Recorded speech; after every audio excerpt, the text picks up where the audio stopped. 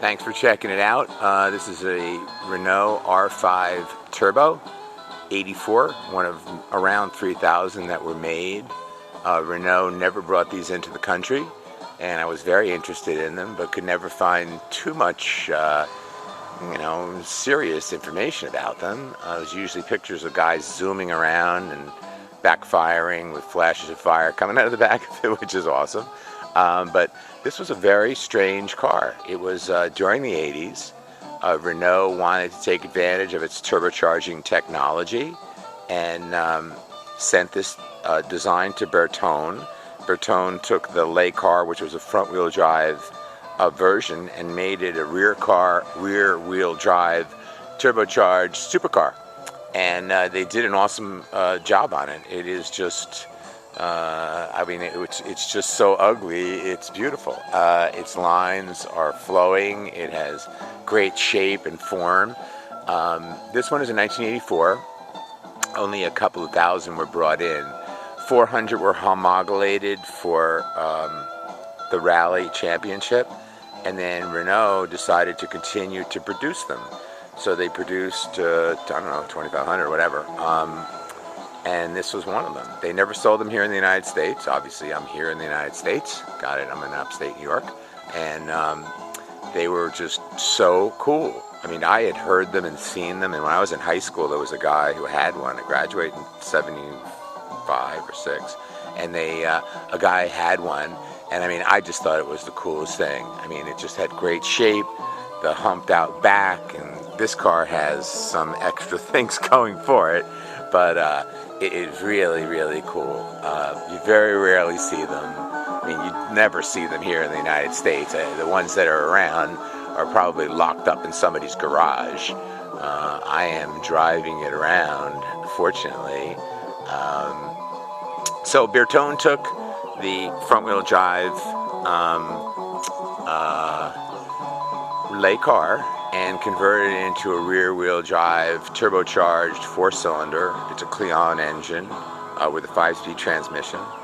The first 400 were these whacked out. I mean, oh my God, they had this psychedelic interior. They only came in 2 colors, I think, blue and red in the beginning, blue and red, with counterpoint interiors. So the blue came with red interior, the reds came with blue interior. It was all like psychedelic. It was very, very wild. Then they continued to produce them. They made them then a little bit cheaper. This does not have the aluminum roof or the aluminum doors, but the rest of the car is basically fiberglass and a space frame thing that they put together. So it certainly has some punch, and I just love to figure out what they are, what's going on. So it's all basically fiberglass, fiberglass fenders, hood, rear fenders, the doors are steel, the hood is steel, the chassis is basically steel too. Tubular front end, all independent suspension. This car has some period upgrade, I can say. The original owner said that came with it. The Panasports are a 3-piece modular wheel, but definitely an 80s vintage wheel. They're modular, so they come apart. In the rears, you have 285s, so they're pretty big meats in the rear. And it has that, boy racer look, fat and skinnies, and, the interior was kind of, Spartan, but it does the business. This one has Series 1 seats in leather, which was an option. The Series 2 seats were a little more pedantic, but this one is pretty cool. It only has 13,000 kilometers on it, and back there is the business end. That's where the engine resides.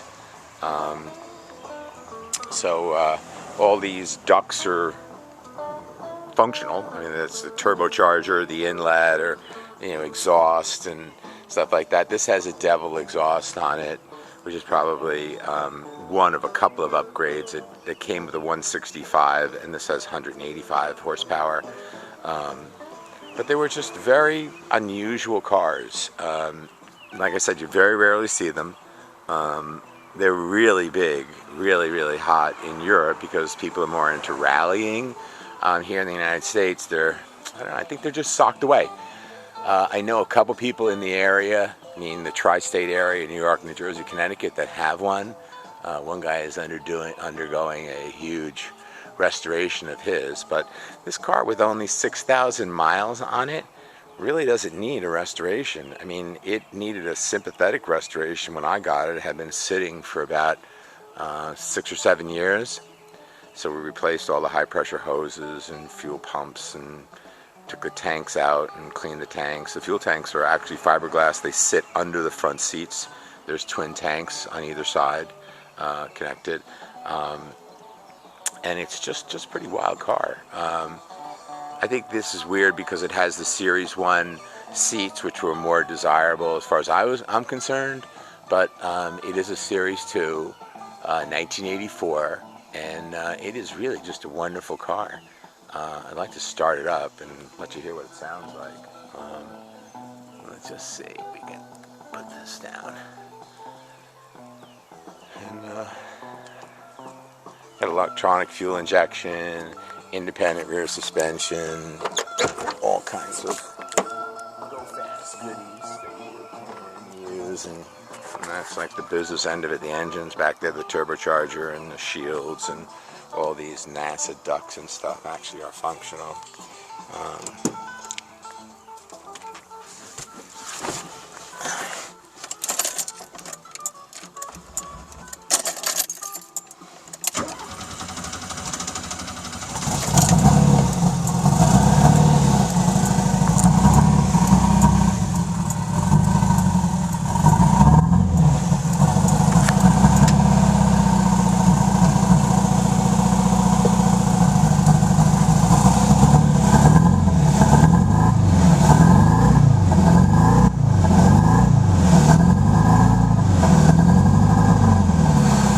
Sounds awesome.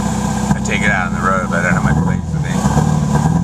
Yeah, it's got like everything just kind of works and it's here.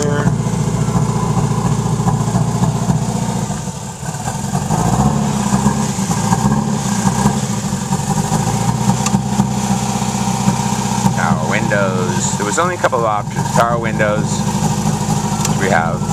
We don't have a stereo, but it has speaker thing and an antenna in the roof.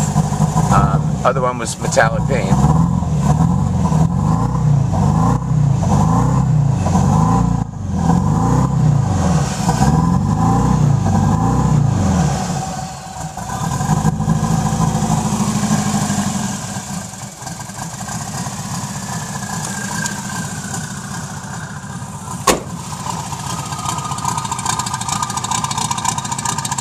So that is the story of the R-5 Turbo 2. I don't think there's very many in the United States still because I think they've all gone back to England, but this is a very nice presentation of a unrestored car, which basically I've never done anything to it. We've cleaned it. I've never even waxed the car, to tell you the truth.